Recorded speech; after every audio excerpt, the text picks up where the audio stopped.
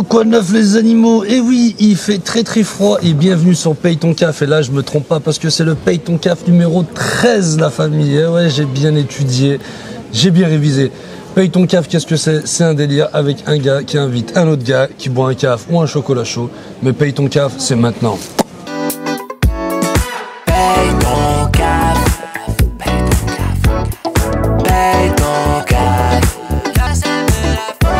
Donc les animaux, bienvenue, on est d'accord, on est revenu sur Paye ton CAF et en même temps, tu peux mon frérot, il n'y a pas de souci. En plus, on a été desservi dans cette belle boulangerie Bétan par un charmant serveur.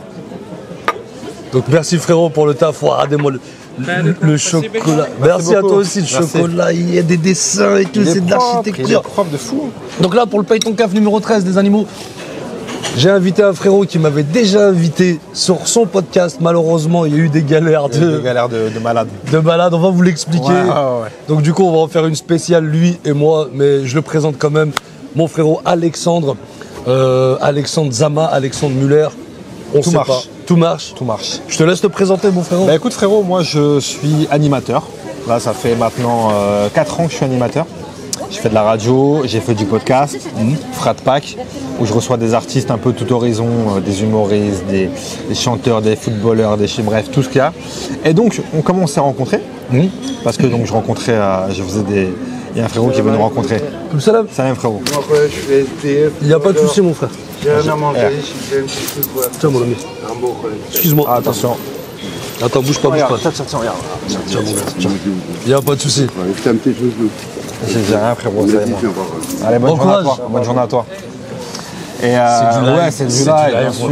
C'est l'invité surprise. Je l'avais déjà reçu dans un. Je l'avais déjà reçu dans un Frat Pack et ça n'avait pas marché. Non, du coup, bref, j'avais reçu des humoristes. Et de là, je me suis dit, mais attends, il y a une scène à Lyon que je ne connais pas d'humoriste. Et je vous ai contacté, toi et plein d'autres.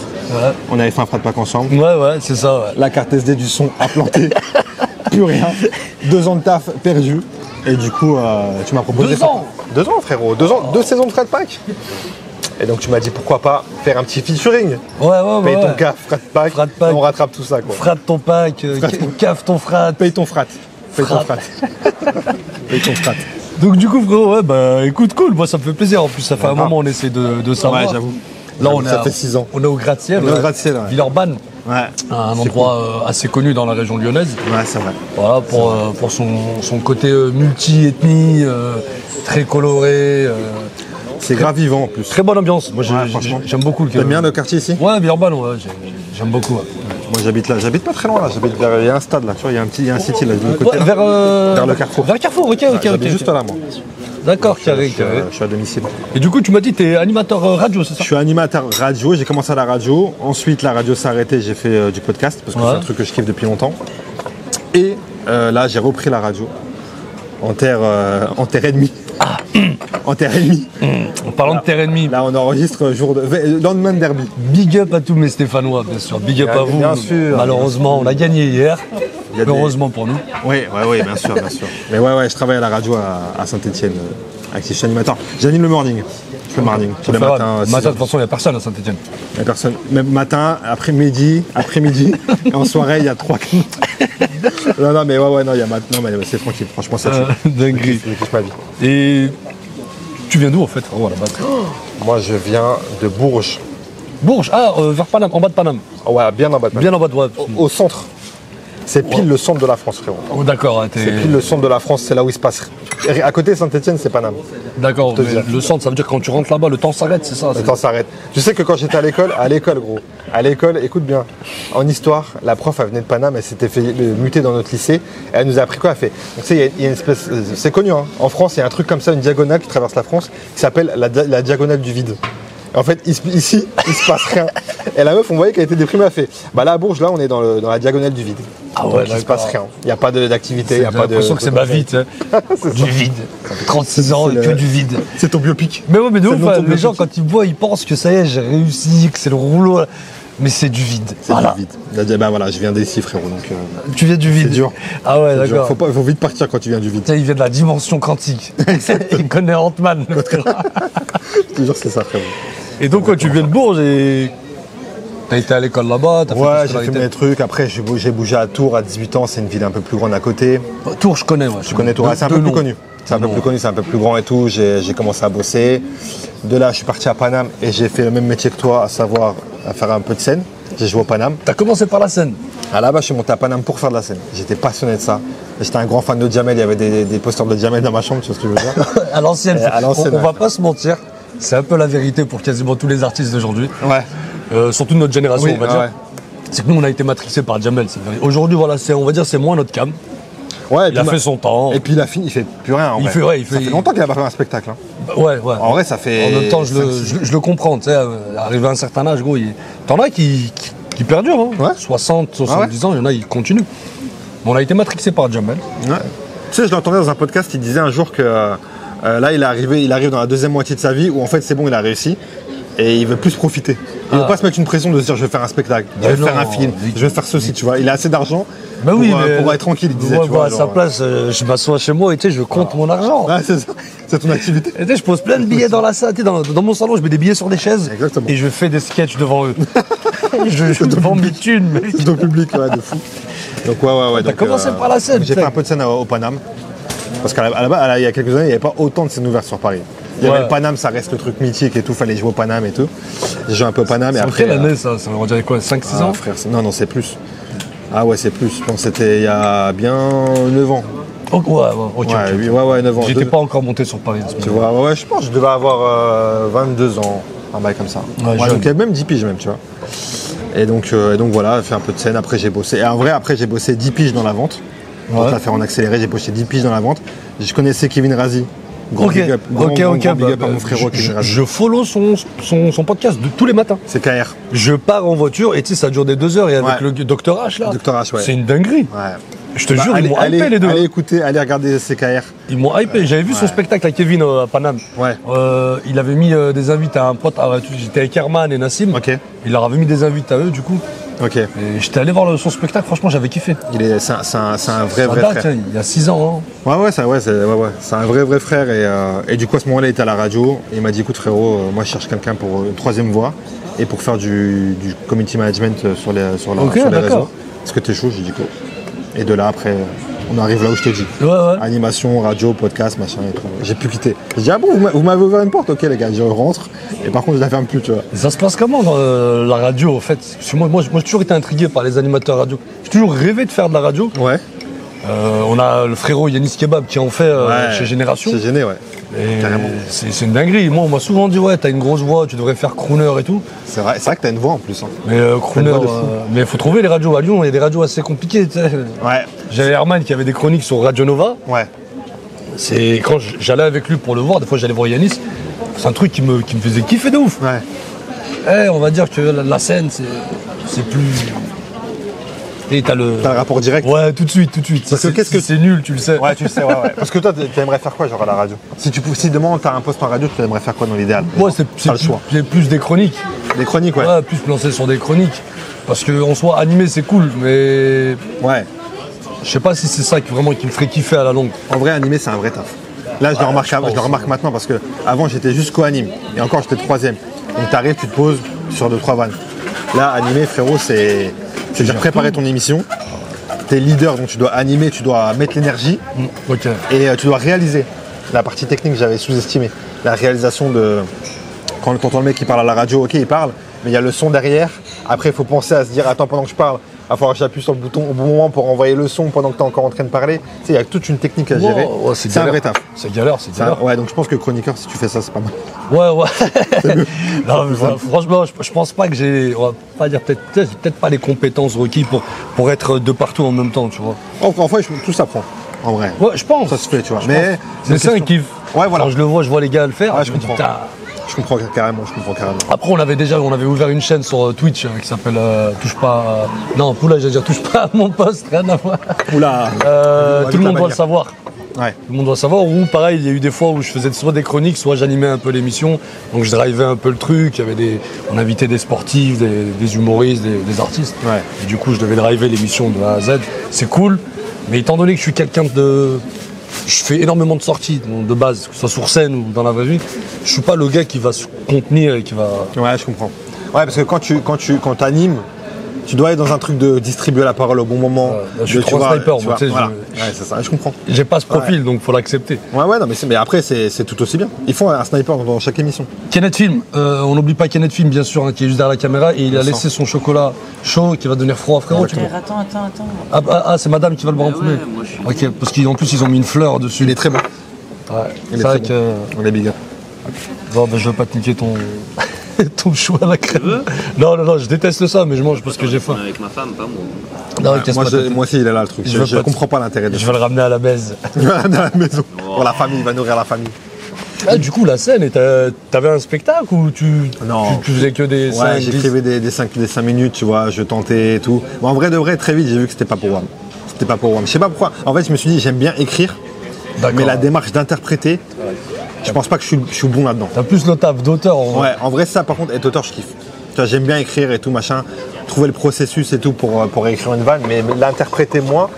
C'est un autre taf. Ouais, c'est un autre taf. Et toi, comment t'as commencé du coup, toi, la scène Comment ça arrivé dans ta vie Au collège, au fait. Collège, très dissipé. Donc, du coup, il y avait des moments où j'étais renvoyé de cours.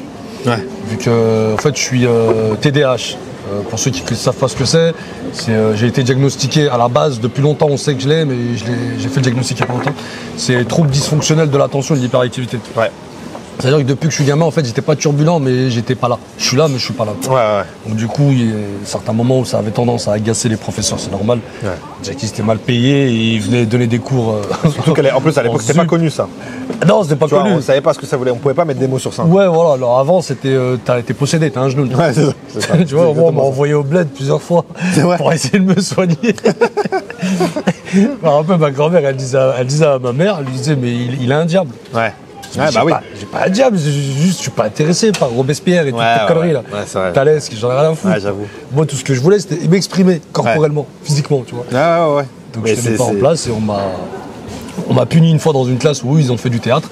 Okay. Du coup, j'ai assisté et à un moment donné, la prof, elle a dit, bah, vas-y, au lieu de rester là, viens, monte. Et ils m'ont dit, fais l'arbre.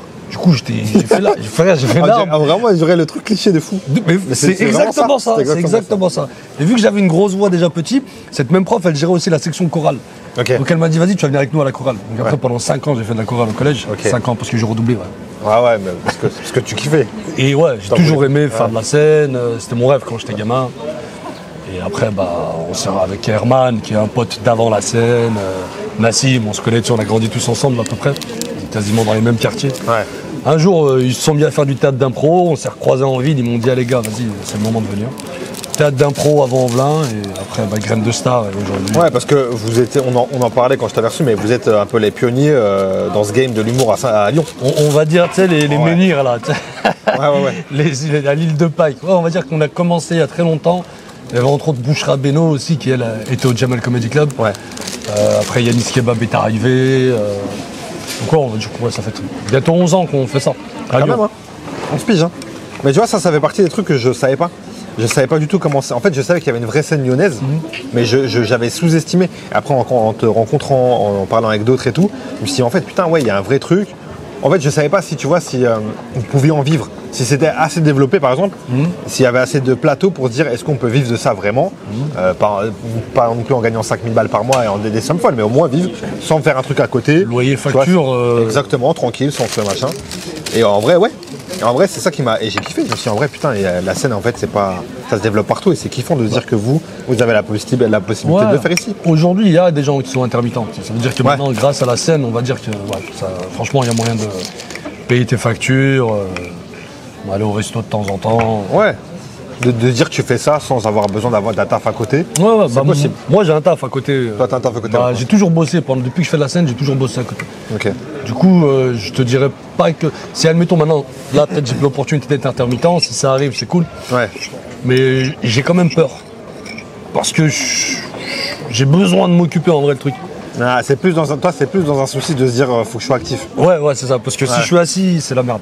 Une fois que je me pose, et j'ai peur de trop réfléchir. Ouais, je comprends. Mais peut-être que ça va m'aider à développer d'autres projets parce que je suis aussi sur des projets de court-métrage, d'acting. Ouais. Il y a la chaîne YouTube aussi qu'on est en train de gérer avec le frérot Kenneth.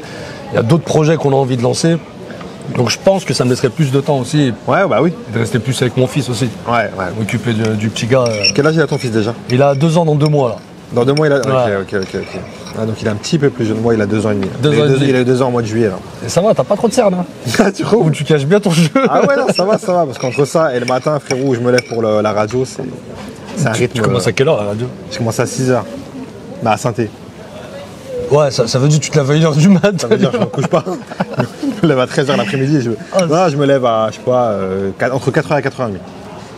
Mais tu sais que quand tu dis 4h, 4h30, 5h, il y a pour des gens qui c'est une dinguerie au fait de se lever à cette heure-ci. Ouais, dans mon entourage, tous quasiment. Ouais, tous. Mais alors qu'en vrai, pour le bien-être du corps, si on rentre un peu dans tout ce qui est bien-être, spiritualité, c'est hyper bon.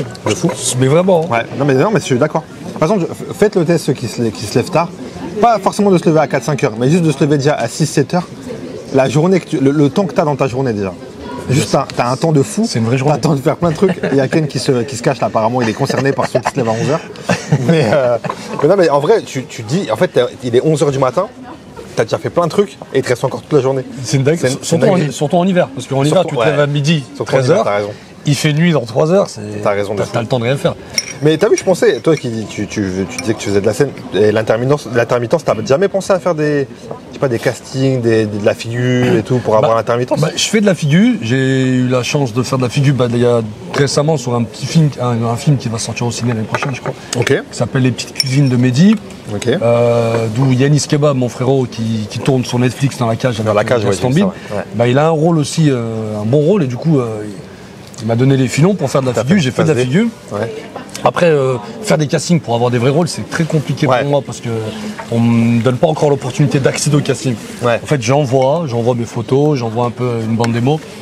Soit on me répond pas, soit on me dit désolé, le rôle a été pris. Okay. Ou le casting est fermé. Il est bouclé, ouais. Donc maintenant, je me suis dit, écoute, si on veut pas me donner l'opportunité, je vais la créer tout seul. Donc du coup, je suis sur des projets indépendants. Okay. Il y a des courts-métrages qui sont en préparation où j'ai des rôles primaires dedans. Ok, ouais. Faire ses bails. Des histoires que j'écris moi-même. Ouais. T'as raison. Et on verra ça en festoche et peut-être qu'un jour. C'est ce qu'il faut faire. Je tomberai sur un agent qui se dira tiens, lui, mais ouais. Il a une tête de trou du cul, donc allez, vas-y. C'est le bon trou du cul qu'on a besoin. Bon trou du... Non, mais tu sais, c'est ce que tu me dis ça, je pense à Quentin Dupieux. Ouais. Qui aujourd'hui, tout le monde kiffe. Voilà, il a un cinéma, tous les grands acteurs veulent tourner avec lui, etc.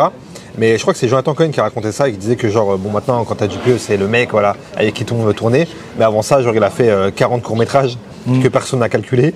Tu vois, il a fait ses armes et tout, il n'est pas arrivé comme ça du jour au lendemain en disant je fais ça, tu vois. Dans le mec cinéma. Il a jobé en fait. Il a fait ça, il a fait ses bails et après comme ça, tu vois. Donc t'as ce chemin là. Ouais. T'as le chemin, boum, on t'a repéré, et autrement, t'as ce chemin où tu vas. Après, moi, ça me dérange pas de faire ça parce que c'est ce que je fais depuis que je suis gamin, en vrai. Ouais. J'ai jamais eu l'opportunité, sans faire la victime, j'ai jamais eu l'opportunité d'accéder à quelque chose très rapidement. Ok. On m'a toujours fait comprendre qu'il fallait que je charbonne pour mériter. Ouais. Et après, de toute façon, comme on dit, hein, si bien dans ceux qui croient au Seigneur et qui ne croient pas, on sait qu'il y a le karma dans la vie. Exactement. Tôt ou tard, tu seras toujours rétribué à ta juste valeur. Donc, ouais, c'est ça, exactement. Ce qui doit arriver arrivera. Exactement. Donc ok. Ouais, c'est cool. Mais c'est bien au moins je pense qu'il faut faire ses bails. Tu vois, moi je suis dans la même démarche avec mon podcast Frat Pack. Ouais. C'est ça, de se dire en fait, ce que je fais en plus de recevoir des artistes, c'est un truc que même des artistes le font eux-mêmes. Ouais. Tu vois, un Ken Kojandi, une Nina Situation, ils font leur truc. C'est-à-dire que moi je suis loin derrière eux, tu vois, parce que pareil. les gens ils vont, normal, tu vois, ils vont avoir ce qui va ressortir, c'est les gens connus. Donc en fait, autant faire le truc. Ok, je perds de l'argent, je gagne rien, je fais mes trucs, mais en vrai, peut-être qu'un jour. Et puis, et au-delà de ça, je rencontre des gens. Je pense au-delà de ça, je rencontre des gens et c'était le premier truc, c'était ça. Ce qui est la vraie motivation. En vrai, c'est de rencontrer des gens. C'est trop bien. Parce que c'est vrai qu'il n'y a aucune rémunération, on est d'accord. Ouais. C'est un peu la même ligne de conduite qu'on a nous actuellement. Ouais.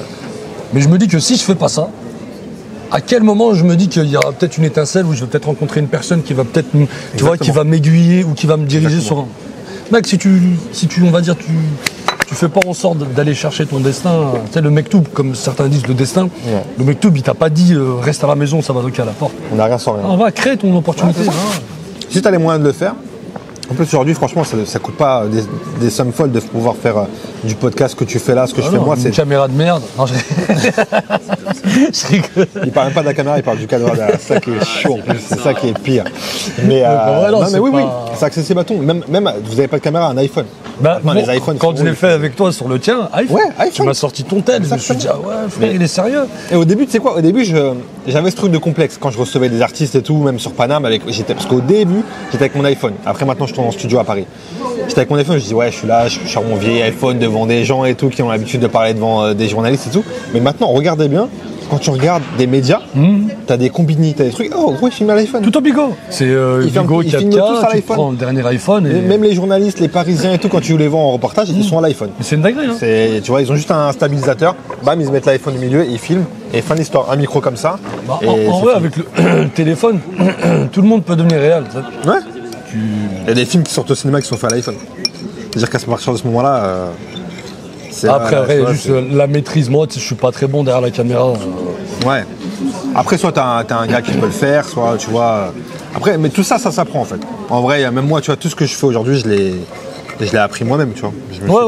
Et autodidacte. Ouais, on fait les trucs, on essaie, c'est nul. Au début, c'est nul. Pendant longtemps, c'est éclaté. Après, ça commence à être pas mal parce que tu apprends tes heures. Tu maîtrises du jour au jour. C'est comme tout dans la vie. En vrai, c'est comme tout métier. Au début, tu commences, t'es nul, et après, en faisant. Et toi, t'as jamais voulu faire de l'acting? J'y ai pensé. J'y ai pensé à l'époque où je faisais de la scène, pareil. Tu vois. J'étais dans ce truc de me dire, ouais, putain, j'aimerais bien et tout. Mais en vrai, aujourd'hui, aujourd'hui, si je dois te parler, mon goal ultime, c'est de faire ma série. Pas jouer, pas jouer et tout. C'est d'écrire et la réaliser. Tu vois, ça, c'est le truc là. Ça fait peut-être 1 an que je suis dessus. Plus ou moins régulièrement, même très irrégulièrement, parce que tu as vu avec le taf et tout, des fois on n'a pas le temps de se poser. Quand on est papa, c'est encore pire. Mais ouais, le truc c'est d'écrire ma série, j'ai tout en tête, le sujet et tout. Et là, je suis en train d'essayer de construire une petite équipe avec écrire, tu vois. Ouais, des mecs qui job ça, ouais, ça. Et là, ça serait mon goal, d'écrire une série et de la réaliser, de la co-réaliser du moins, parce que tu as vu, j'ai pas la prétention de savoir faire ça, loin de là. Ouais, tu vois, mais je fais comme toi. T'es un peu dans ces trucs-là, je pense. Je fais comme toi. Moi, j'avais mon projet, mon premier projet, dont vraiment le truc qui me tient à cœur. J'en parle pas trop dans les détails parce que j'aime bien quand on le job à côté, on attend que ça soit carré. Mais c'est vrai que là, moi, c'est ce qui me tient le plus à cœur aujourd'hui. Au-delà de mon spectacle, j'ai mis du temps à le sortir. Une fois que je l'ai sorti, pareil, j'étais chalé. Ça y est, t'as fait ton truc, c'est à toi. Surtout que dans ta vie, on t'a toujours dit, t'es bon à rien, tu t'arriveras à rien. Et le jour où t'arrives à finaliser une œuvre, en fait, tu te rends compte qu'il y a 15 ans, tu croyais pas. Donc, du coup, c'est ce côté confiance en soi. De fou. Qu'on nous a pas forcément tous donné. Ouais. Et là, pareil, mon premier projet que je suis en train de coécrire avec 2 bons gars qui sont lunaires. C'est pas un truc drôle à la base. Okay. C'est une comédie dramatique. Okay. Où c'est l'histoire en fait de ma vie avec mon frère. Ok. Donc, du coup, ce serait sous forme d'un court-métrage ou un court-métrage pour l'instant. On va voir ce que ça donne et après c'est trop bien. On va essayer d'envoyer ça là où il y a moyen d'envoyer ça, quoi. Mais ouais, grave. J'ai des petits contacts, tu vois. Netflix. Netflix, 20 minutes sur Netflix. Prime, on va me l'acheter 2 boules. Prime, ils sont bons. Big up Prime parce qu'ils donnent la chance. Tu vois, j'écoutais Melha Bedia, un podcast qui a sorti Miskina. Elle est gentille, elle a mis un commentaire sur une de mes vidéos il y a un mois. Gros big up à elle. J'étais choqué, j'ai dit, des gens me voient. Des gens te voient. Ça y est. Il y a beaucoup de gens qui te voient, Kassem, exactement. Ouais, mais moi, je ne me vois pas. Mais et qui parlait de Prime en disant qu'ils ont eu quand même les couilles de miser sur un projet qui parle d'arabe. Tu vois, d'une meuf robeux normale sans que ça soit un truc de glauque, terroriste, je sais pas quoi. C'est juste l'histoire d'une meuf normale, mais une robeux avec des gens voilés, avec son quotidien en vrai. Son quotidien d'une meuf d'une trentenaire avec ses doutes, avec ses trucs et tout, tu vois. Et en vrai, je trouve ça cool. C'est vrai qu'une plateforme, on parle d'Amazon quand même, tu vois, c'est pareil. Qui ose miser sur ça et tout. Jeff Bezos. Jeff Bezos, exactement. Et donc donc en vrai il y a moyen de faire ces trucs, tu vois. Je pense qu'il faut bien vendre son truc, il faut avoir des gens, peut-être des connexions, mais en vrai il y a moyen de moyenner. Puis en vrai à Lyon là actuellement, je te mens pas, il y a un petit vivier d'acteurs comédiens, du coup je prends conseil et je sais que pour mon projet il y a des gars qui me donneront la force. Il y a des gens qui ont fait des très grands films, qui sont bien connus dans le milieu et qui m'ont dit frérot vas-y, on y va. Ça c'est important ça. Tu vois ça touche quoi. Parce qu'en fait ces gens-là qui sont crédibles, j'ai l'impression qu'ils me crédibilisent en se disant vas-y on y va. C'est pas juste parce que c'est le poteau on y va, son truc il est freiné. Ils sont objectifs quand ils te le disent. Ça fait plaisir. Ouais. Mais c'est encourageant de fou. Bah, franchement, ça booste. Hein. Bah ouais, on a le soutien autour de nous, mais ça fait plaisir. Ouais, mais moi, j'ai le même truc quand j'étais dans la radio, alors j'avais jamais fait ça de ma vie. Tu sais, j'avais vraiment ce truc d'imposteur. Mais comment t'as... En fait, là, tu sais, c'est une dinguerie. T'es arrivé, premier jour au radio, comment c'est passé? Ah, gars, c'était trop bizarre parce que vraiment. C'était l'été, on commence à répéter un peu, à construire un peu l'émission, ce que ça va être le morning. Donc c'était à Swig, à Paris. Swig maintenant c'est Ado. Ok, ouais, Ado. C'était Ado à l'époque. Moi quand j'y étais c'était Swig, ça a duré 3 ans Swig, et là ils ont remis Ado. Donc radio, moi quand j'y étais c'était 100% rap français. Et donc j'arrive et tout machin, jamais parlé derrière un micro de ma vie. Je savais pas ce que c'était, tu vois. Et en vrai, je me suis dit, ouais, exactement. Mais c'est pas pareil, tu vois, c'est un autre truc et tout. Et je me dis, ouais, je pense qu'avant de commencer l'émission, on va faire une petite émission répète, un pilote. Non, frérot, non, on a juste écrit sur papier. Ah ouais, juste. Alors ça va être ça. Il y a Kevin, il dit bonjour. Margot, qui est coréenne, qui est sur RTL2 maintenant, a fait ça. Après, c'est toi qui parles. Après, machin. Et en vrai, c'est sur le tas, frère. J'ai envie de dire, c'est comme toi, je pense que la première fois que t'es monté sur scène, t'es là et après, c'est feeling. Bon, ça se passe comme ça se passe. T'es là, mais t'es pas là quand même. T'es là, mais t'es pas là. Ah ouais. Mais toi, c'est pire. Parce que t'es sur scène et comme tu disais, t'as des gens, ou alors pire, t'as personne. Ou t'as 3 personnes. Et bah malheureusement, il y avait du monde ce soir-là, ma première scène. Malheureusement. C'était quoi ta première scène du coup? C'était au Micmac Cabaret, le 13 avril 2014. Ouais. 2013. Ouais, donc il y a 11 ans. Ouais, j'avais tous les gars, Herman, Nassim et tout. Ouais, t'avais déjà. Ils disaient, ouais, t'étais au collège, toi. Et ils étaient tous derrière, et du coup, j'ai floppé de ouf. Et j'oublie mon texte. Et du coup, je les regarde et je leur dis, ah, j'en suis où? Tu sais, ces bâtards, tu te démerdes. Ils m'ont laissé. Ça, c'est les frères. Ah, j'ai failli faire une dep. Ah ouais, pendant 3 mois, j'avais peur de remonter sur scène. Ouais, mais je pense que c'est pour ça que toi, c'est bien pire, parce que t'as le retour direct du public. Avec le syndrome post-traumatique et tout. Ah ouais, en plus, ouais. Tu me montrais un micro, je vibrais. Non. Mais c'est un truc de fou. Bien. C'est un vrai truc de fou. Genre, vraiment, pour avoir côtoyé pas mal d'humoristes ou d'écouter des podcasts, il y a vraiment ce truc de... Tu sais, mais c'est Amel Chabi qui disait ça aussi, genre il y a vraiment un truc d'addiction comme les mecs qui prennent de la coke. Tu sais, t'as envie d'y aller, mais en même temps ça te fait peur, et en même temps à chaque fois que tu retournes, t'as peur, mais l'adrénaline que ça te procure, ça te donne envie de recommencer et tout. Non, franchement, c'est une drogue en vrai, c'est une drogue. Ouais. C'est une drogue, c'est un plaisir auquel tu sens ce truc-là. D'ouf. De se dire, ouais, t'as envie. Je joue pas pendant une semaine, mec, c'est le plus gros qui peut m'arriver. Une semaine si je joue pas. Mais ma femme, elle le ressent à la maison. Ouais, ça se rejoint. Le mec, on dirait, j'ai pas fumé. Je suis un mec qui a besoin de son truc. Je suis pas bien. Ouais, c'est vrai, donc il y a vraiment ce truc-là d'addiction, de se dire, c'est fou, hein. L'adrénaline, ce que ça procure dans... Je pense déjà à l'après stand-up. Si un jour j'arrête le stand-up, je pense déjà à qu'est-ce que je vais faire. C'est pour ça que T'anticipes maintenant? J'essaie de me mettre dans des bails d'acting, faire des podcasts. En fait, j'ai peur de...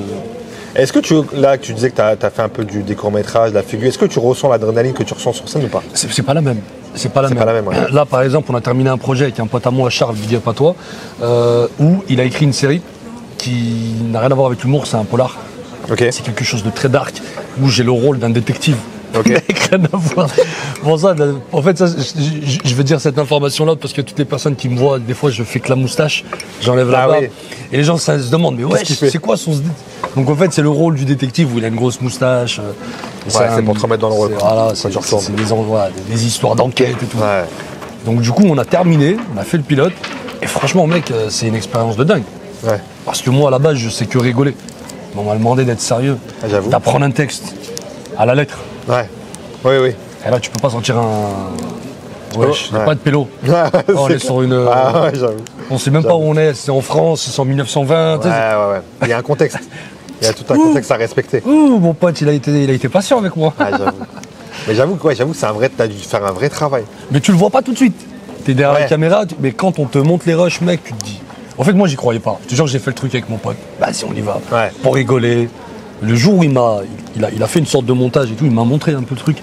Je l'ai montré un peu à ma famille, à mes potes. J'y croyais pas. Okay. J'ai vu le truc, j'ai dit, ah ouais, d'accord. T'as vu que c'était sérieux? Ah ouais, j'ai vu que c'était sérieux, j'ai vu que le gars, au fait, il m'a fait confiance et j'ai compris pourquoi il m'a fait confiance sans prétention. Ouais, ok. Mais je me suis dit, au fait, vas-y, arrête de poser des questions. On n'a pas fait d'école de comédie, on n'a pas fait de cours de théâtre, nous, ça a été tout sur le tas, allez, on y va. Et en vrai, ça demande du taf aussi. Ça demande grave du taf. Beaucoup de taf. Mais du coup, tu te dis, pourquoi pas, si un jour tu fais plus du stand-up, ça pourrait être une voie dans laquelle tu pourrais perdurer. Déjà, je commence à le faire en parallèle. Ouais. Et c'est le but. J'ai toujours rêvé de jouer la comédie. Parce qu'aujourd'hui, je fais du stand-up, mais mes potes, comme ils me le disent souvent, ça fait des années, on me dit, mec, tu fais du stand-up, mais toi, tu devrais faire plus du one-man. Parce que déjà, dans mon stand-up, je joue un peu. J'aime bien jouer avec mon corps. Ouais. J'aime bien interpréter des personnages. Okay. Mais c'est vrai que la posture stand-up, je suis plus à l'aise là-dedans. On verra ce que ça donnera après. Bah ouais. Mais t'as jamais fait du coup du one-man? T'as essayé ou pas? Genre un personnage et tout. En plus maintenant ça a moins la cote. En impro. C'est vraiment le stand-up qui... En impro, en impro, ouais. J'ai fait beaucoup de théâtre d'impro, ça c'est ce qui me passionnait le plus. Parce qu'on me demande de jouer des trucs complètement lunaires, donc il va falloir que tu interprètes, faut que tu sois à l'aise avec ton corps, faut que tu aies une capacité d'imagination, faut pas que tu sois restreint. Okay. Surtout nous les adultes, on se restreint beaucoup, c'est vrai. Trop sérieux. Ouais, c'est vrai. Donc, tu reviens à l'âge de gamin. Ouais, c'est un vrai truc psychologique à se mettre. Faut se mettre dans le mood. Ouais, c'est une dinguerie, franchement. Mais...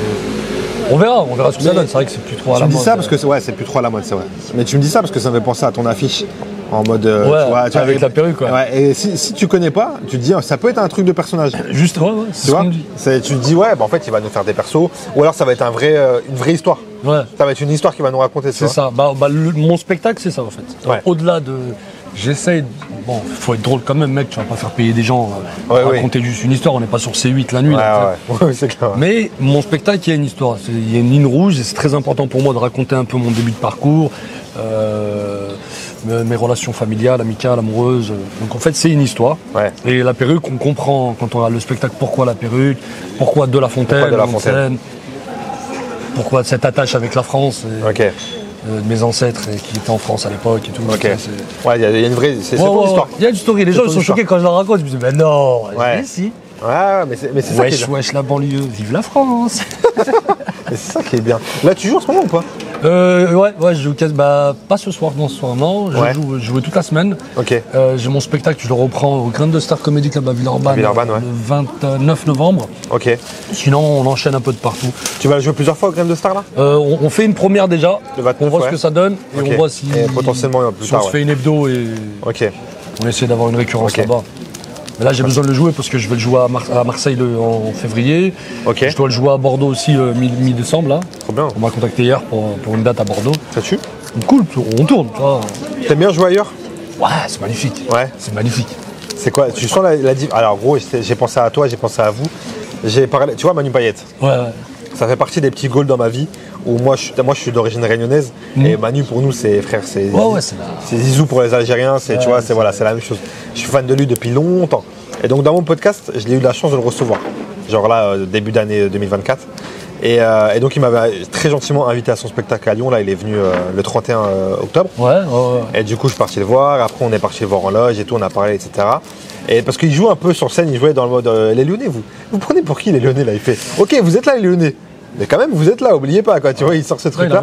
Et j'ai pensé à toi, parce que je crois que c'est toi qui m'avais dit ça quand je t'avais reçu. De dire que les Lyonnais, des fois, vous donnez pas trop de force entre vous. Ça peut être un peu, tu vois, ce truc-là. Et je lui ai demandé. Je lui ai demandé, t'en penses quoi, toi? Parce que je dis, moi, on m'a dit que les Lyonnais. D'ailleurs, il y avait Morgan Berling qui faisait sa première partie. Ok, la jeune Morgan. Et du coup, il me disait, c'est vrai qu'au début, quand j'ai commencé, il m'a dit, j'ai senti que c'était un peu dur, tu vois. Je me suis dit, faut aller les chercher et tout. Il fait maintenant, après maintenant il a 15 ans, 20 ans de carrière, donc voilà, ok, il est installé, tu vois. Et du coup, j'ai pensé à toi ce truc-là de se dire, les Lyonnais, des fois, c'est. Les Lyonnais, ils soutiennent pas les Lyonnais déjà, pour commencer. Ouais, ce que tu m'avais dit, ça m'a marqué. Aujourd'hui, ça soutient un peu plus, mais j'ai remarqué un truc personnel, c'est qu'on va te soutenir quand on voit que tu as fait quelque chose de grand. Ok. Il y a beaucoup de gens qui soutenaient pas les Lyonnais à la base. Et une fois qu'ils voient que, on va dire, tu fais des trucs où tu es un peu plus à vue, ou que tu as été validé par Paris ou par Marseille, et là, tu as les hypocrites qui te disent je savais que tu allais y arriver. Et tu as quand même une base de gens qui te soutiennent. Sinon, si personne ne te soutient, tu ne peux pas y aller. Et puis, on a le côté public qui est très, très, très intransigeant. Le public lyonnais, il est dur. Il est connu dans toute la France. Si tu marches à Lyon, tu marches de partout. C'est vrai. Et je le vois quand on joue ailleurs. Des fois, j'ai limite l'impression, je me dis, il rigole trop là, c'est bizarre, tu vois. Pas confiance en vrai, je suis pas un Parce qu'à Lyon, frère, c'est. Mais c'est ça que j'allais te demander, parce qu'à la base, c'est ça la question, c'est genre de se dire que là, tu joues à Bordeaux, tu vas à Marseille, et du coup, tu le ressens du coup. Bah oui. Tu vois la diff. Ouais, tu vois que c'est. Je veux pas dire que c'est facile, c'est pas vrai, c'est jamais facile. Mais les gens sont venus pour ça. Ils ont plus la culture, ils savent pourquoi ils sont là. Ils sont ouverts à rire. Et ils sont cool. Ils se disent, le gars, il est tout seul. Non, le Lyonnais. Mais pourquoi ça vient de quoi ça? C'est quoi? C'est qu'il n'y a pas la culture stand-up de base ici? Alors, la culture à Lyon, je veux peut-être en fâcher quelques-uns, mais moi je trouve que Lyon n'a pas de culture. Lyon est une ville qui ramène la culture. C'est bon, tu m'as saoulé.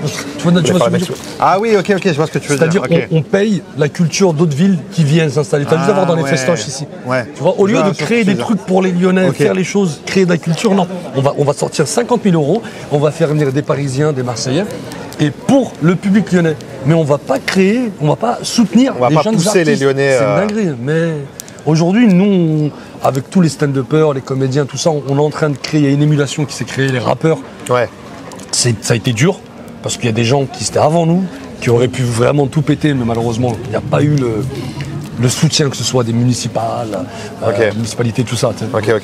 Donc Lyon, c'est comme ça. Après Lyon, il y a du foot, voilà. On a tout misé sur le foot. On a abandonné les autres. Ouais, c'est vrai. En même temps, c'était tellement au top pendant des années. C'était tellement la référence. Et maintenant, ça l'est plus. Ouais. Oui, donc faut. Mais j'ai l'impression que c'est en train de un peu bouger quand même. Ça bouge. Non, ça bouge. J'ai l'impression que ça bouge là. Peut-être que dans 4-5 ans. Ce serait cool que ça bouge quand on est encore là, tu vois. Parce que oui. J'ai pas envie de devenir le vieux Réa qui sont devant ma télé avec mon fils. De toute façon, avant. Surtout qu'il y a des blases quand même Enfin, Florence Forestier, elle est lyonnaise. Mais il y a eu des blases. Mais Lyon. Ouais. Lyon. Tu vois, il faut apprendre que Lyon, en fait, c'est une ville très bourgeoise ici. J'ai pas envie de frustrer des gens, mais il faut dire la vérité. Aujourd'hui, les Lyonnais de banlieue, on a accès à tout ce qui est café-théâtre. Ouais. Il y a 3 ans, frérot, personne ne nous ouvrait la porte. Ouais. On a fait des demandes, on a envoyé des mails, les gens nous répondaient clairement, je te le dis, je te citerai pas les noms des cafés-théâtres qui nous ont dit ça, mais ils nous ont dit votre public ne correspond pas à notre salle. Ouais. Ça veut dire en gros, restez entre vous. Ouais. Et heureusement, big up aux Graines de Star Comedy Club, il y a 10 ans, c'est lui qui nous a ouvert les portes. Sans lui, on n'aurait jamais fait de stand-up. Ouais. Il y avait la culture café-théâtre. Oui, café-théâtre. Voilà, mais stand-up pour eux, c'était un truc pas. un truc de barbare. Mais les gens pensaient que, quand on a dit on fait du stand-up, les gens nous répondaient c'est de la musique. Ah ouais. Mais frère, ils pensaient. Là, tu parles de quoi? Tu parles il y a 3 ans en arrière, genre? Il y a 5-6 ans. 5-6 ans, les gens pensaient limite. Après, ils validaient le stand-up quand ça venait de Paris. Oui. T'avais des Mustapha El Atrassi qui venaient. Gros big up à Mustapha. Des gens connus, tu vois. Ils venaient à Lyon. C'est Lyon, quoi. Après, je te mens pas, Lyon, ça a son charme. Ouais, de fou. Moi, je suis pas lyonnais de base, tu vois. Là, ça fait quoi, 5 ans que j'habite à Lyon. Et parce que ma femme, elle est lyonnaise. Ouais. Et genre, je me suis posé aucune question. Je suis venu ici direct. Parce que la première fois que je suis venu, j'ai kiffé. J'ai kiffé l'ambiance, j'ai kiffé la ville. Tu vois, j'habitais à Paname longtemps. Maintenant, je pourrais plus. Sauf si t'es blindé. Si t'as de l'oseille, tu y vas. Mais encore plus quand on est parent, tu vois. Genre, tu te dis, élever ton gosse là à Paname et tout, c'est avec tout ce que ça implique. Et Lyon, je trouvais que c'était un bon compromis. C'était un Paname, c'était vivant, il y avait de la culture. Tu vois, l'architecture, c'est beau, c'est à côté de plein de trucs. T'es vers le sud, t'es vers les montagnes. C'était un bon compromis, tu vois. J'ai kiffé cette ville. Donc ça, Non, c'est dur. Après, je reviens sur la culture. Sur la culture, ouais. Alors, Lyon a une culture. En fait, je parlais de la culture artistique. Ouais. La culture artistique d'aujourd'hui, voilà, on l'importe. Ok. Alors que Lyon, c'est une ville, elle est bourrée d'histoire, mec. La ville des résistants, la ville des lumières, le cinéma. Pourtant, tu vois, ça sort d'ici, le cinéma. Ouais, c'est vrai en plus. Et on fait rien. Tu vois, c'est vrai que c'est bizarre ce truc-là. Je sais pas comment ça s'est. En fait, comme tu as dit, je pense que c'était les populations d'avant. Il y a eu un truc d'embourgeoisement. Et après, c'est resté. C'est ça. C'est resté. Du coup, les gens. Après, on a une culture culinaire aussi, tu sais. De Bocuse, pas à son âme. De fou. Il y a tellement de choses à Lyon. C'est dommage qu'on. Mais je pense que vous êtes peut-être la génération qui vont changer, qui vont peut-être pas changer parce que après ça peut faire prétentieux, mais qui vont faire bouger les trucs. À ceux d'après. Ouais, voilà. Tu vois, ça serait cool. Qui vont ouvrir notre porte et qui vont se dire que Lyon, ça va être une ville aussi de stand-up. Tu vois, ça peut être cool. En tout cas, je te cache pas que ma génération, avec les gars avec qui je bosse, aujourd'hui, on a fait le bilan, on est comblé, on est content. Ça veut dire que si toi, tout doit s'arrêter demain, en fait, on a fait plus que ce qu'on espérait. Ça, c'est trop bien déjà. Ça nous a fait voyager, on est parti en Afrique, on a joué au Maroc, en Algérie. On a joué en Suisse, on s'est fait des copains, on a vécu des belles choses en vrai. Ouais. Mais ça, c'est hyper important ça. De se dire que si demain c'est fini, c'est le plus important. Il n'y a pas de regret. Non, franchement, il n'y a pas de regret. Et je ne changerai rien du tout. Il n'y a rien de regret. T'as zéro regret là du coup demain? Zéro. Franchement, zéro. C'est hyper important. Zéro. Je sais parce qu'aujourd'hui, je regarde mon fils et je me dis en fait, non, j'ai fait tout ce chemin là pour avoir sa gueule là. Donc, en vrai, j'ai gagné. Ouais, bah oui. Et donc le jeu, c'est du bonus après en vrai. Après voilà, après là c'est du bonus. Mais le après il fait peur en vrai. Parce que c'est là où les enjeux arrivent vraiment, oui, à l'oseille et tout. Ah, je comprends. Et c'est là où il va falloir être fort. Quand t'es daron, tu peux plus blaguer là. Ah. Il faut assurer. Il faut un minimum. Il faut que ça rentre un minimum. Faut faire attention. Mais faut pas répondre à tout le monde sur Insta. Ouais. Protégez-vous les artistes. Ah, c'est vrai. Oui, c'est vrai. C'est vrai qu'il y a ça aussi. Putain, ouais. Restez respectueux dans vos foyers, les gars. Ouais, non, mais j'avoue, c'est vrai. Non, mais c'est dur en plus. Le taf d'humoriste aujourd'hui, encore une fois, pour avoir la chance de parler avec pas mal d'entre vous à Paris. Tu t'en as fait, donc mais c'est ce truc avec les réseaux, tu vois. Moi, quand je reçois des humoristes en podcast, c'est un truc que je pose souvent. C'est quoi leur rapport aux réseaux sociaux, comment ils le voient, parce qu'il y a ce truc de, surtout à Paname. Je parle beaucoup de Paname parce que c'est là où il y a un concentré. Ils sont énormément, frère, c'est trop. Tous les jours, je vois des gens sur mon feed que je connais pas. Mais tu vois, genre ils ont des passages et tout. Et là, il y en a plein, ils détestent jouer le jeu, de se dire faut que je mette des passages pour que ça buzz, pour que les gens viennent dans ma salle, tu vois. Ils détestent, mais ils sont obligés de le faire parce que sinon la concurrence, tu vois. T'es obligé de marketer. Ouais. Moi, je le fais différemment. Toi, t'en penses quoi de ça, toi? Bah moi, les réseaux sociaux, on va dire, ça fait 1 an où je suis à fond dessus, parce que je suis obligé. Ouais, mais t'as trouvé un concept. Bah parce que t'as trouvé un concept cool. On va dire que avant je postais des vidéos où je pensais qu'il y en a une, elle allait buzzer et que tout le monde allait venir. Ouais.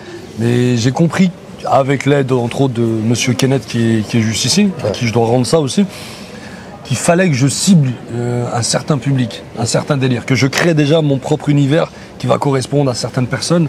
Et du coup aujourd'hui j'ai une ligne éditoriale qui parle si je dois en résumer en 2 secondes, c'est la nostalgie de l'époque. Ouais. La génération 80, 90, max 2000. Les séries télé, les zig d'avant, le old school. Ouais. Et depuis que je fais ces délires-là dans la voiture, une musique de temps en temps, eh ben, franchement, j'ai réussi à passer de 5000 abonnés à 30K là, en 1 an. C'est trop bien. Il m'a dit, mec, il me dit, toi, là, je peux la faire. Ouais. Des fois, quand t'as un Asiatique qui te regarde comme ça, il dit, là, tu peux la faire. Lui, il a fait des calculs déjà, il est déjà dans ses trucs. Lui, il avait tout marqué c'était Prison Break, lui, il avait tout tatoué, il savait très bien. Donc, du coup, cool. Mais je te mens pas, ça m'a fait peur il n'y a pas très longtemps. Parce que trop de commentaires, trop de messages, et du coup, il faut répondre. Et moi, je suis naturel, j'ai envie d'être cool avec tout le monde. Et du coup, tu oublies les gens, tu réponds pas. Et j'ai peur qu'après, on dit ah ouais, putain, il fait le beau et tout. T'sais. Mais je peux pas, j'ai une famille, j'ai une femme, je dois travailler, mon taf, c'est la scène. Ouais, je comprends. Après, je pense qu'il faut pas trop faire de calcul. Plus t'es toi-même, plus t'es. De toute façon, t'arriveras jamais à satisfaire tout le monde. Déjà, c'est impossible. Et encore plus sur les réseaux, parce que même. C'est comme d'hab, tu vois, tu peux être le mec, faire 1000 actions bien, et t'en fais une à côté, et les gens ils vont parler que de celle-là, tu vois, c'est mort. Parce que les gens pensent qu'on n'est pas les êtres humains en fait. On faute tous les jours, les gars. L'autre fois, j'ai reçu John Rachid, pareil, on en parlait. Les gars, au-delà des réseaux, au-delà des vidéos où on a l'air d'être des gens cool, on est cool. La scène, on est cool et tout. Mais on faute. Ça veut dire qu'il y a des fois, on a des mauvaises pensées, il y a des fois, on n'a pas envie, il y a des fois, on est énervé comme tout le monde. T'es au volant, tu klaxonnes, connard et tout ça. On n'est pas des anges, sinon on serait pas là. Ben en fait, faut se dire qu'avant de se dire que t'es un artiste ou quoi, t'es un gars, t'es une femme, t'es un être humain. Déjà. C'est juste ça. Donc comme tout le monde, mais ça c'est le problème encore. Après c'est là on va dans d'autres débats, mais c'est la société en fait, frère. Tu vois, c'est les réseaux, les gens ils oublient. Combien de fois t'entends des gens, des youtubeurs, des machins qui disent ils se font insulter, et quand la même personne elle a insulté de tous les mots sur internet, elle est en face de toi. Je pense que John Rachid, parlait de lui, il a dû vivre ça. Et là, ils sont en face de toi et c'est des agneaux. C'est pas la même, ils sont gentils et tout, machin. Parce que dans leur tête, t'existes pas, frère. Dans leur tête, t'es un mec derrière un écran. T'es un bot. Ouais, exactement. T'es pas une personne. Et puis la vie, c'est pas la même chose. Moi, des fois, il y a des gamins de 14 ans, ils m'insultent, ils mettent des commentaires. Ta race, reviens d'où tu viens. Ouais. Mais gros, gars, on se croise dans la rue. Je te donne un mouchoir parce que tu vas pleurer, tu vois. Pourtant, je suis pas méchant, mais la vie, c'est pas là. Mais bien sûr. Et ça a donné une liberté à une certaine population qui est frustrée, je pense. Frustrée en fait, parce qu'ils font rien du tout. Et c'est facile de critiquer. C'est trop facile. Tu peux rien faire. Si tu fais rien, tu feras pas de merde, quoi.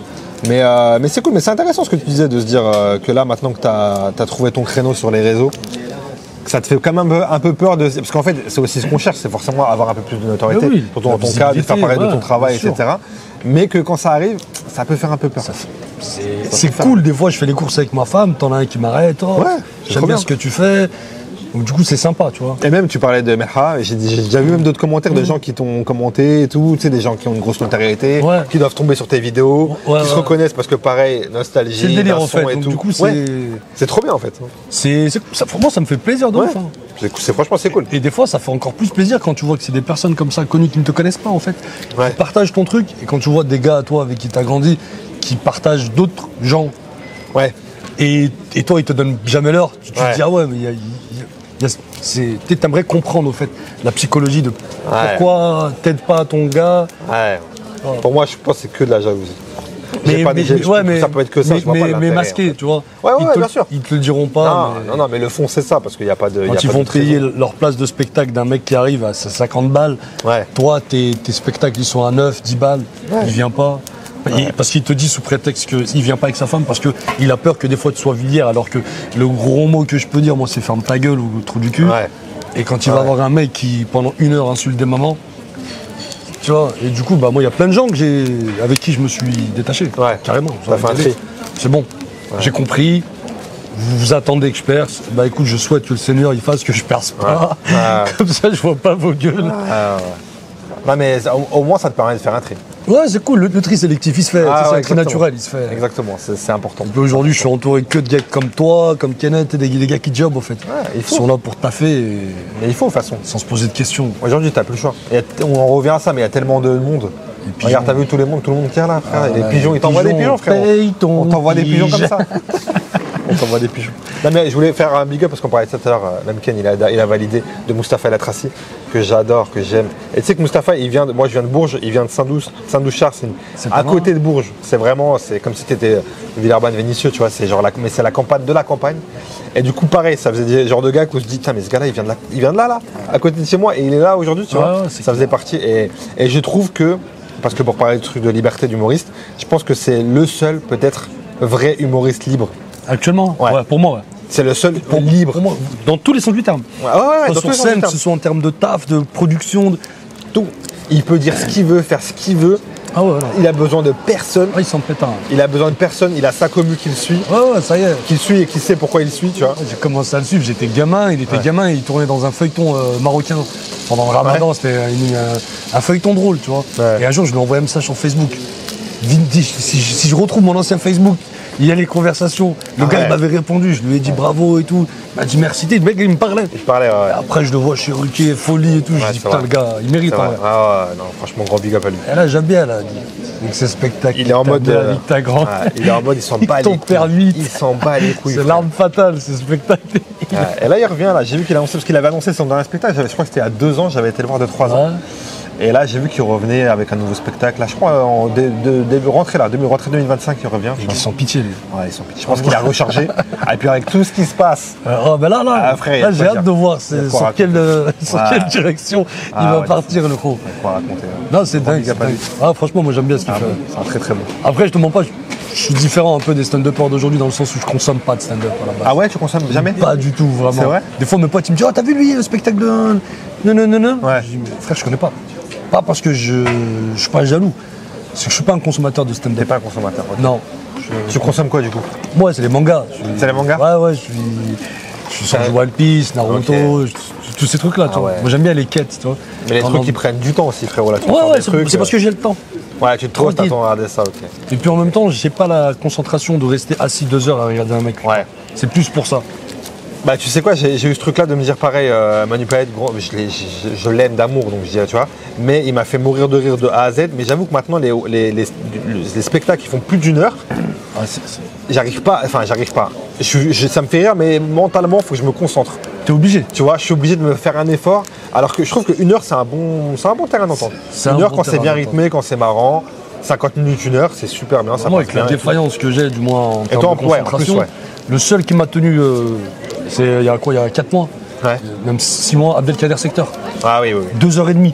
2h30, j'étais comme ça en train de pleurer. Je suis sorti avec des crampes. Donc il est vraiment fort s'il a réussi à se tenir 2h30. Je le laisse tomber. C'est le mec qui me régale. En plus, il te le fait arabe français.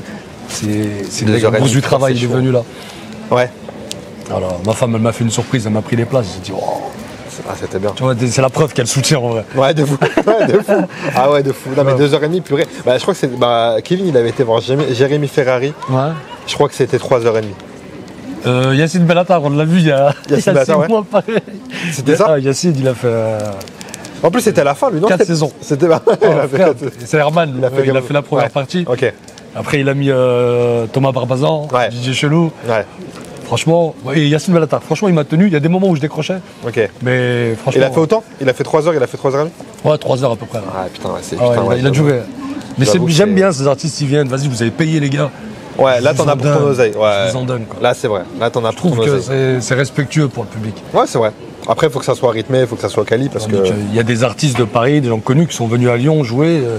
Ils devaient jouer 1 heure, mec, 40 minutes. C'est vrai? 40 minutes, après 5 minutes d'improvisation, il parle avec le public. Ouais. Merci, au revoir, puis il se barre, le gars il rentre en loge, tu le vois plus. Ah ouais, ok.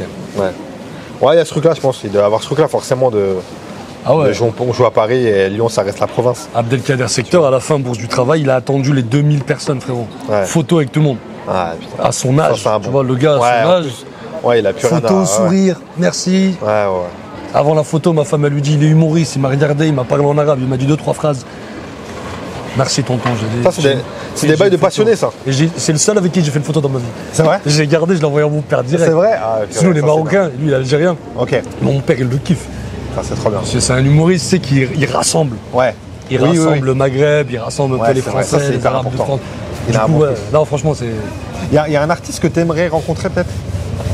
Je l'ai rencontré, ça y est, ça doit être un secteur. C'était lui? Ça y est, vraiment, c'est bon. Okay. Dans ma tête, j'ai fini le game. Après, artiste même au sens large, hein. Au sens large, pas forcément dans l'humour. Français, il y en a un avec qui j'aimerais bien parler. Gad Elmaleh. Ouais. Pourquoi? Parce qu'il est de mon quartier au Maroc. Ok. Tu sais, quand il parle en marocain, ça me fait penser à mon père. On est du même quartier au Bled. Ouais.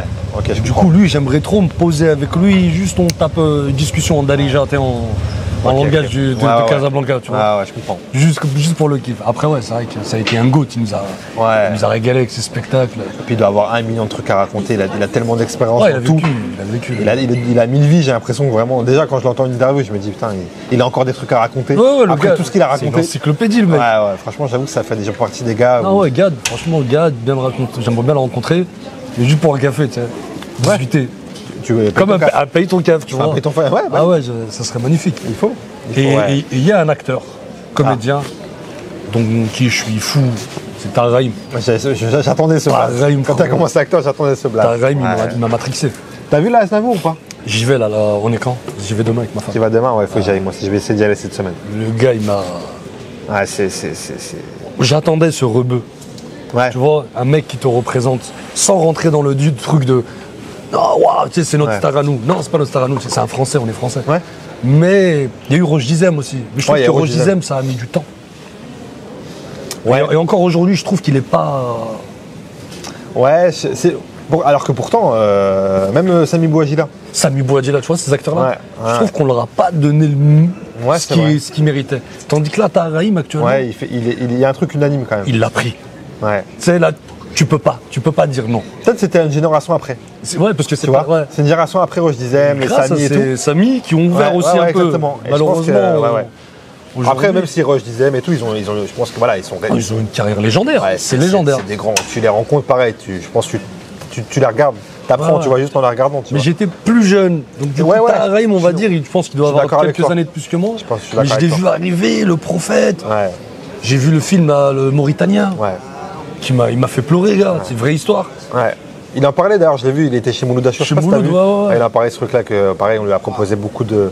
Qu'il a dit direct à son agent en Amérique, il a dit moi je ferai pas d'arabe terroriste et tout. Et pour le coup, le Mauritanien, c'est pas un terroriste à la base. C'est une histoire où il s'est retrouvé dans la merde comme ça. Justement, accusé à tort, justement, au niveau du 11 septembre, etc. En plus, avec Laïla Bekti, t'as compris. Tu sais, j'ai l'impression que je les connais, ces gens. Ouais, c'est toujours. C'est une dinguerie. C'est vrai, t'as raison, il dégage ce truc-là. Il dégage une simplicité. Ouais. Et puis il a fait des séries comme Le Serpent là, avec Charles Obrage, l'Asiate qui est parti en Indonésie, il a drogué tout le monde. Non, il est très fort. C'est unanimité pour Tarraïm. J'aimerais bien lui et moi pour le coup. Et du coup, je regarde beaucoup ce qu'il fait et je m'inspire de lui. Il faut s'inspirer des meilleurs. C'est milieu d'acting aujourd'hui.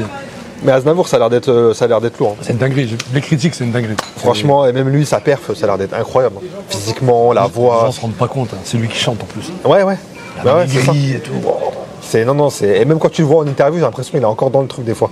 Tu sais, j'ai l'impression que ça l'a tellement marqué. Il disait qu'il a regardé matin, midi et soir sur son téléphone, en replay, les mimiques, la gestuelle et tout. Je veux pas faire de comparaison bizarre, hein, mais c'est notre Denzel à nous. On va dire populaire. Tu vois, sans dire rebeu, en fait. C'est un mec qui vient d'un milieu populaire aussi. Ouais, c'est notre Denzel à nous, tu vois. Je suis d'accord. Après, il y a les goûts et tout, les gens ne l'aiment pas, mais moi, mon avis à moi, c'est... Ouais, je comprends, ça fait partie de ces gens en fait où tu as du mal à dire quelque chose de négatif. Négatif, même artistiquement, tu veux dire quoi, le gars, même dans sa vie privée, tu vois, il est là avec c'est quand même un couple hyper connu. Hyper connu. Et on les voit pas, et puis je pas leur famille. Je respecte le statut qu'il a. Ouais. Et le mec, je le suis sur les réseaux et il prend position sur des trucs dégueulasses qui arrivent dans le monde. Tu vois, il a pas peur. Ouais, ça c'est malgré la crainte que les gens, je comprends. Ouais. On a tous tout le monde peut avoir des craintes, je comprends et je respecterai tout le monde. Ouais. Mais lui, le fait qu'il soit là et de son statut en plus. De son statut, tu vois. C'est important. Sa femme aussi, tu vois. Donc... Ouais. C'est important ça. Big up à toute leur équipe, là, tous ceux qui le font. Je suis d'accord. Je suis complètement d'accord. En tout cas, mon frère Alex, ça m'a fait plaisir. Mais moi aussi, de fou, frère. Donc, carrément, on l'a fait. On l'a fait en double. On l'a fait en double. Le mariage pour tous. Le mariage. Frat pack. Fallait couper juste avant ça. On était bons.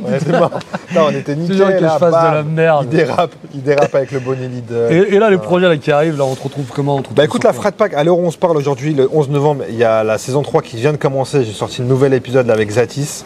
Ok, Zatis, Hotman. Ouais. Ok, j'ai déjà joué avec lui. Grand monsieur qui a fait plein de choses, cool, la scène, il est sur internet et tout. Donc là, l'épisode, il est dispo sur YouTube, Frat Pack, le podcast, en streaming, les plateformes audio, Spotify, Deezer. Spotify aussi, ok. À la radio, là, tous les matins, sur Active Radio à Saint-Etienne, 6-10. Ça se passe, on rigole, on passe de la musique. En termes de prog musical, c'est un peu énergie.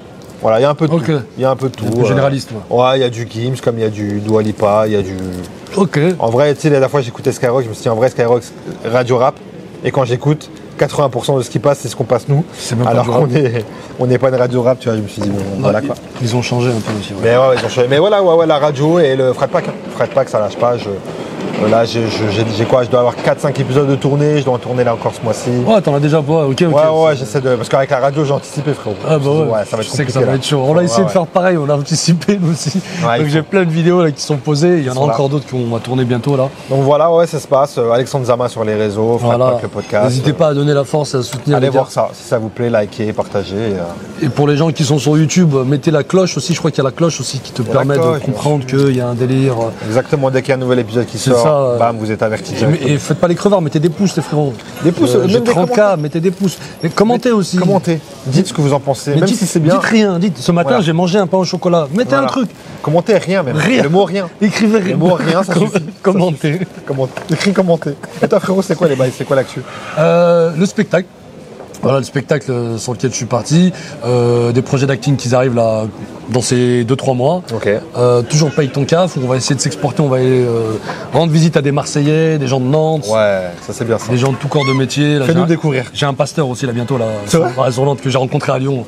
Il m'a dit je suis chaud gars, j'ai dit allez carré. C'est vrai? Ah ouais, dingue. Ça par contre. C'était mon rêve, je voulais un homme de religion, tu vois. Trop bien. Juste pour discuter du parcours. Gars, tu viens d'où?